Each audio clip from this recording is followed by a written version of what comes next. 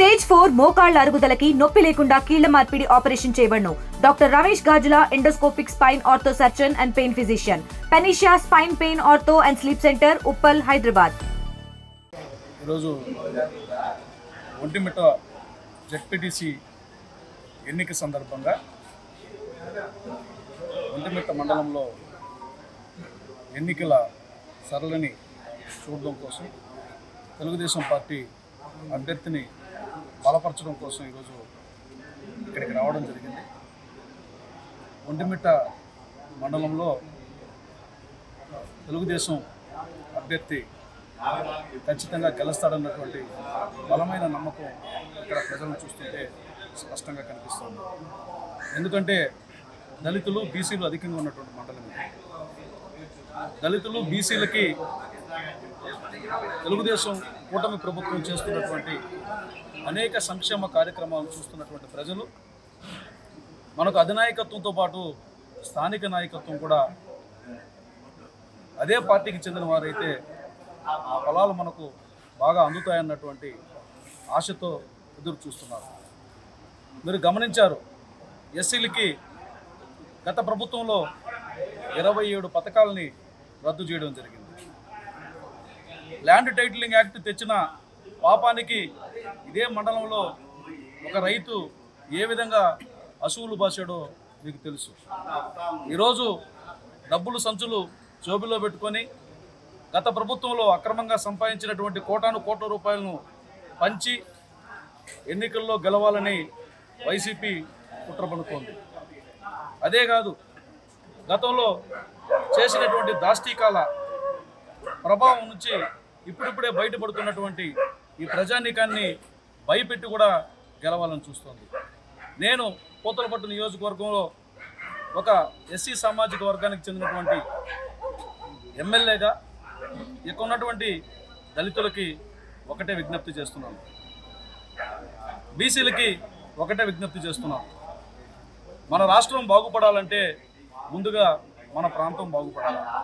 మన ప్రాంతం బాగుపడాలంటే అంతకన్నా ముందుగా మన గ్రామం బాగుపడాలి. మన గ్రామం బాగుపడాలంటే ముందుగా మన కుటుంబం బాగుపడాలి. ఇవన్నీ జరగాలంటే స్థానిక సంస్థల్లో మంచి నాయకత్వం కావాలి. స్థానిక సంస్థల్లో మంచి నాయకత్వాన్ని మనం ఎన్నుకోవాలి. ముద్దు కృష్ణారెడ్డి మంచి వ్యక్తి, సౌమ్యుడు, వివాదాలకు దూరంగా ఉండే వ్యక్తి, 10 మందికి ఆపదంటే వారి పట్ల దయాగుణంతో పనిచేసే వ్యక్తి. వైసీపీలో కూడా ఒక అభ్యర్థి నిలబడ్డాడు, గతంలో గెలిచాడు ఈ మండలం నుంచి. ఏం చేశాడని నేను అడుగుతున్నా. ఇదే మండలం నుంచి జెడ్పీ వైస్ చైర్మన్గా కూడా పనిచేయడం జరిగింది.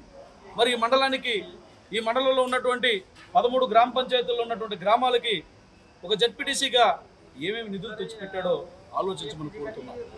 జెడ్పీ వైస్ చైర్మన్గా ఉన్నారంటే ఆ ఇంచుమించు జెడ్పీలో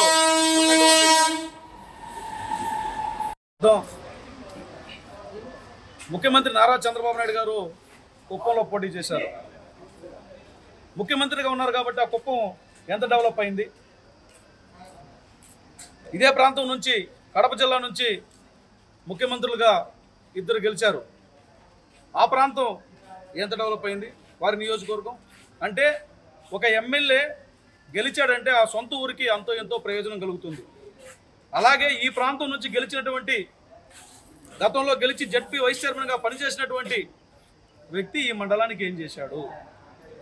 ఈ మండలంలో ఆయన చేసినటువంటి అభివృద్ధి కార్యక్రమాలు కానీ, ఏ ఇంటికైనా చేసినటువంటి సంక్షేమం కానీ, ఏ కుటుంబానికైనా ఆనాటి నాయకత్వం నుంచి అందించినటువంటి ప్రతిఫలం కానీ ఉందా?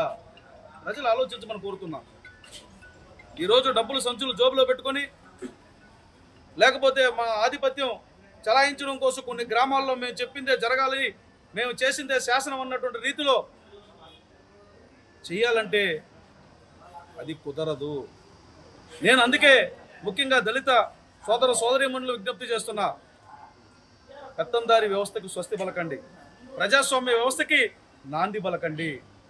ప్రజాస్వామ్యం బాగుండాలంటే, ప్రజాస్వామ్యం బాగుంటేనే మనలాంటి జీవితాలు బాగుంటాయి, మనలాంటి కుటుంబాలు ఆర్థికంగా ఎదుగుతాయి. కాబట్టి ముద్దు కృష్ణారెడ్డి మంచి వ్యక్తి, కూటమి పార్టీలు బలపరిచినటువంటి అభ్యర్థి. కాబట్టి సైకిల్ గుర్తు మీద ఓటేసి గెలిపించండి, ప్రజాస్వామ్యాన్ని రక్షించుకోండి, ప్రజాస్వామ్యం ద్వారా మీ కుటుంబాలను కూడా అభివృద్ధి చేసుకోమని మీ అందరికీ విన్నవిస్తున్నా. నేనైతే ఒక దళిత ప్రజాప్రతినిధిగా దళిత నియోజకవర్గం నుంచి ప్రాతినిధ్యం వహిస్తున్నటువంటి ఒక ఎమ్మెల్యేగా చాలా ధైర్యంగా చెప్పగలను, గుండె మీద చేసుకొని పిడికిలు బిగించి చెప్పగలను, తెలుగుదేశం ప్రభుత్వంతోనే దళితులు బీసీల అభివృద్ధి జరుగుతుంది, దళిత కుటుంబాలు బీసీ కుటుంబాల్లో వెలుగులు నిండుతుంది. ఇంకా ఏ నాయకత్వం వచ్చినా చేసేది ఏమీ ఉండదు. మన కడుపులు కొట్టి మన ఆకలిని చూపించి వాళ్ళు రాజ్యం వెళ్ళడం తప్ప మన ఆకలి తీర్చే ప్రయత్నము ఏనాడు చెయ్యరు. కాబట్టి ఇప్పుడున్నటువంటి ఈ ఎన్నికలో ఆయన గెలిచినా చేసేది శూన్యం. కాబట్టి ఒకటే కోరుతున్నా, అభివృద్ధితో పాటు మంచి వ్యక్తి, అభివృద్ధి కావాలి, మంచి వ్యక్తి కావాలి. ముద్దుకృష్ణారెడ్డి మంచి వ్యక్తి, గెలిపించమని మీ అందరి ద్వారా నేను దళితుల్ని బీసీలని చేతులెత్తి మొక్కి వేడుకుంటున్నాను. For latest updates on India-Pakistan tensions, download RTV Live app.